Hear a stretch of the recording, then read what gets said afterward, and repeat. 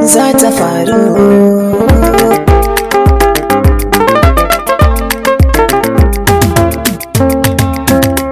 Labarina zan furtawa, mai sauraro sai ka yau zaunawa. Yau sirrina sai na yau tonawa.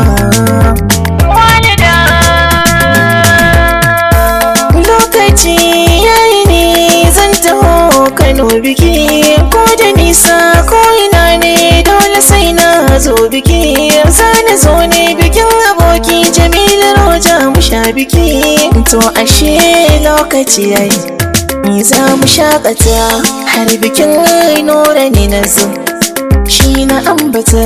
Yan uwa suna ta yin murna, sun min bazata, ga shigo ba ke bikin auren ba wani rata, kuma na gaida ummata.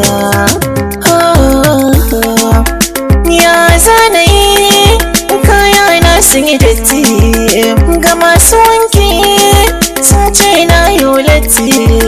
Na damu sosai da mene zan je fati, kuma ga daurin aure. Ana hakan ne sai na ji an kirayi sunana, da ko na waiga sai na ga walida ƙanwana. Ta ce da ni ya ban son garin kana gona, kawo na wanke maka Allah sarki yayana. Na kyautata maka kullum shi ne burina. Walida, uyo walida. Walida ƙanwata ce ɓangaren zumunci, dangi na har da nata duka ɗaya ne, babu bambanci. Wannan ganin mutuncin juna ne, mu dinga sassauci za ta faru. Haye, haye, haye.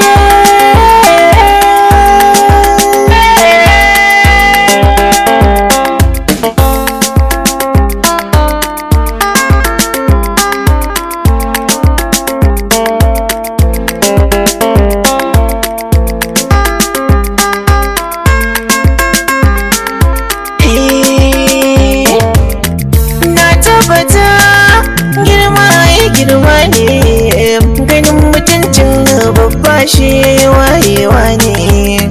Kula da juna zumunci shi ma ya bauta ne. Komai zan faɗa muku ya Allah duka hakun ne. Labari na da walida shi ne yau za na jaddada, sirri na duka na ban kaɗa, tamkar zancen uwa da ɗa. Bayan ni na dawo abin mamaki, kaya na ta wanke. Walida ta yi aiki, ta goge su ta shirya, na zamo mai mulki. Zuciya daban take, ko da yaushe zance take,